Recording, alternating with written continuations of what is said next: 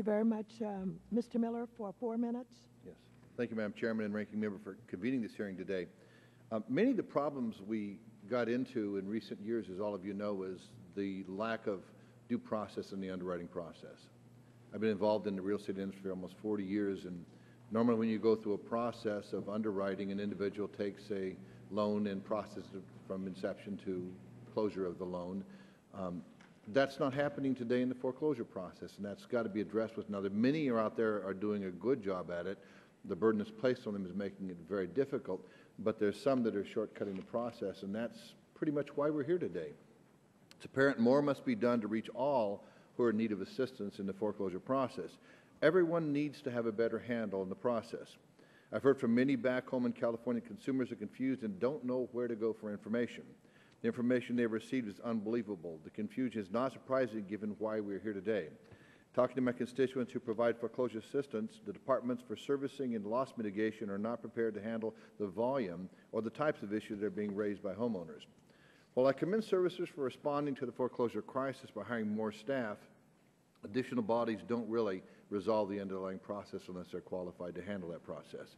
For instance, I've been told by consumers that they have each received different information, instructions, and advice basically from each individual they get talked to on the phone. And every time they talk to somebody on the phone, the information's different. And I understand it's a daunting process. Randy made a very good point, Randy Uguar, about the delay in the normal process is going to have a huge impact on the recovery of the housing industry in the long run if we don't handle this in a professional and efficient way. What we need to know is how can servicers, regulators, GSEs, securitization markets do a better job of coordinating so that consumers are fully aware of all their options and that there isn't any mismanagement in the foreclosure process. 2 years ago, the California Association of Mortgage Brokers testified on this very issue. I'm frustrated that after all these years, talking about many of the things that we're worried about then have come to fruition today. For instance, the Feds recently issued guidance pursuant to the language I amended in the Dodd-Frank replacing harmful and punitive HVCC laws on appraisals. I was pleased that the Feds issued a rule that would allow consumers to maximum amount of flexibility when working through an agent. Once again, consumers will be able to shop for the most affordable loan without having to order appraisal after appraisal in the process. However, FHFA has allowed both Fannie and Freddie to put conflicting guidance in place. Denying the consumers the right to flexibility in the appraisal process, the regulators are continuing the endless cycle of uncertainty in the marketplace. Housing recovery will be delayed if there continues to be a lack of continuity in the system and a lack of certainty in the process. I thought we dealt with that issue because the issue of appraisals proved to be very defective in the process, and I don't know why Freddie and Fannie hasn't accepted those same guidelines, and perhaps you can inform me privately later or whatever, but it seems like a process should be a process, and if it's acceptable, it should be applied on a broad basis. There needs to be certainty on the part of servicers, investors, and homeowners, and regulators must do a better job in providing that. I do look forward to your testimony.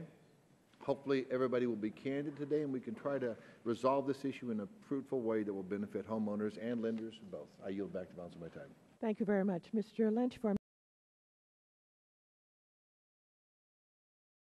you very much. Mr. Miller. Thank you, Mr. Chairman. I enjoyed hearing from each of you, and I wish we had a lot more time because I know there's a lot more that could be discussed. As it's not like you're trying to deal with the continuity of process where the system overall works as it should. You're trying to make sure the misinformation is dealt with, that foreclosure avoidance occurs when it can. I guess one problem I'm having is if fraud has been committed on the part of lenders, and as it applies to foreclosures, they should be held independently responsible for each and every one of them without a doubt.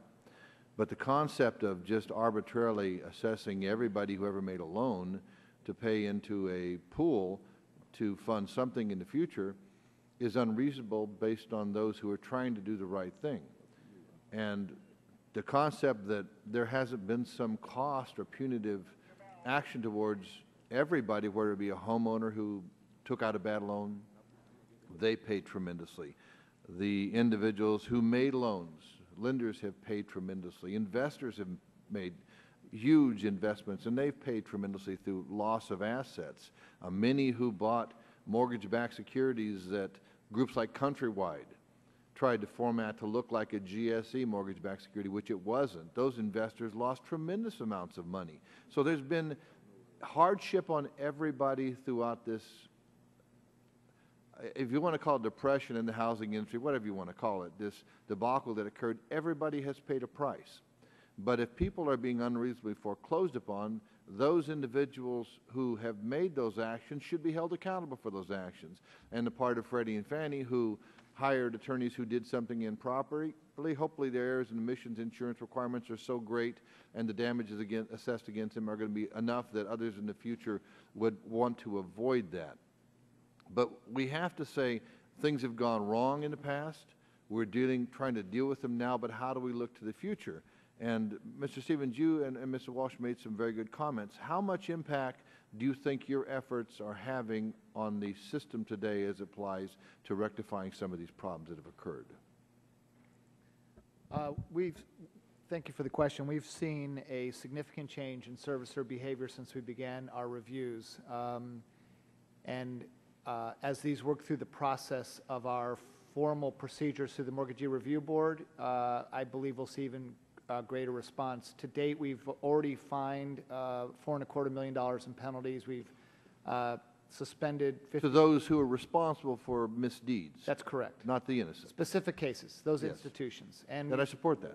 And we've eliminated 1,500 other institutions, and it's without question elevated the awareness of all institutions in this country about the need to adhere to processes, just as clearly as taking place right now through what's happened with the recent spate of news around robo-signing and the various other issues. And you think your actions that have taken place are effective and they're working? I think we need a trust but verify approach, or maybe at Yes. this point not even necessarily complete trust. I think we are doing what we think is what is appropriate. We're sending teams into the servicers right now. We're expanding our reviews.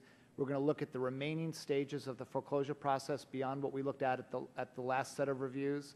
And if they are not compliant, we will take our authority, which we have some significant ability to assess penalties legally, and we will take that authority. You're going to verify that your actions and implementations have taken place, and if not, there's going to be a consequence for that. That's correct. Mr. Walsh, do you agree on that? Well, certainly when we took action a couple of years ago with the servicers to identify problems in their modification programs, they greatly improved the quality and effectiveness of the modifications. Okay. The examinations that we're now undertaking on an interagency basis are going to just grind right down to the most granular detail. Good. To understand what has gone on in this process, to make sure that those processes are remedied so that they operate in a fair and legal manner, and to the extent that there are systematic problems, there will be both remediation and there may be penalties involved. I applaud you on that. Mr. DeMarco, I have a question for you. We had a debacle on HVCC and appraisals in the past year, and we proved that did not work, and we put new guidelines in place, and FHFA basically has allowed both Freddie and Fannie to put out conflicting guidance that applies to appraisal processes in the future, and I'm bothered by that because they're the largest holder of trust deeds. Why are they not complying with the same requirements we have placed upon banks? Congressman, I'm going to find out exactly what this discrepancy is that you're concerned with. The Fannie and Freddie have maintained the positive elements of the HVCC now that has gone away. Principally focused on appraiser independence. The Federal Reserve has just recently But they haven't done that. That's my problem. I'm out of time, but will you check into that and get back? Because from what I'm hearing, that has not occurred. Okay, I certainly will. Thank you, sir. Thank you. Mr. Green?